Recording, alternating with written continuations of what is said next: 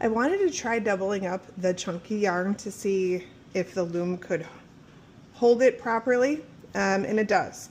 So if you're looking for a thicker pet mat or crepe mat, I think this is a good option to do it.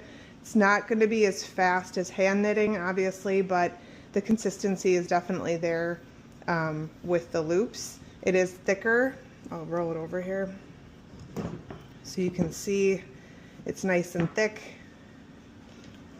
My cat loves this thing, so I'll show you this one compared to a single one when I'm all finished, but definitely you can give it a try.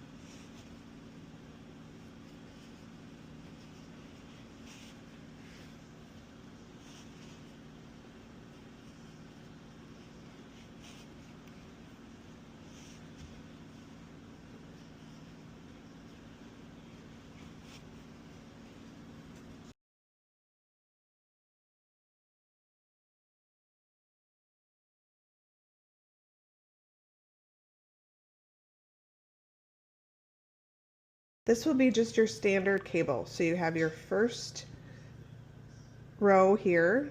You're just going to skip that last loop, pick up the next loop, pull it through and down. Tighten as you go. Pull it through and down all the way.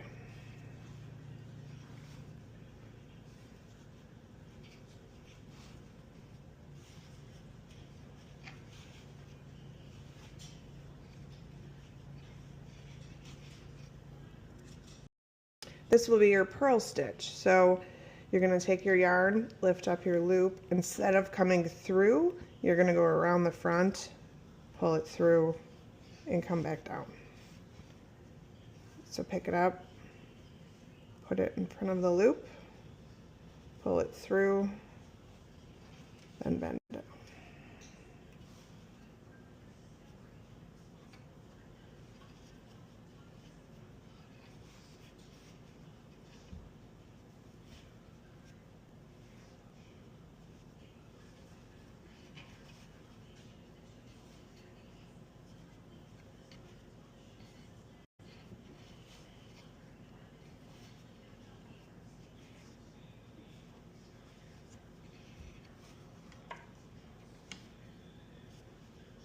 You're always going to want to still do your cable stitch on the ends, just to keep the ends straight and tight and braided.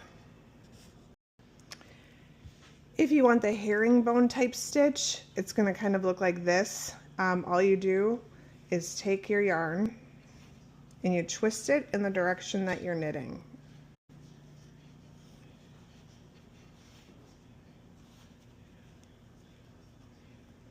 You can definitely play with these patterns if you want to just do one herringbone stitch and then a regular cable stitch, or do a double, whatever you want to do. It's just kind of fun to play around with the different stitches.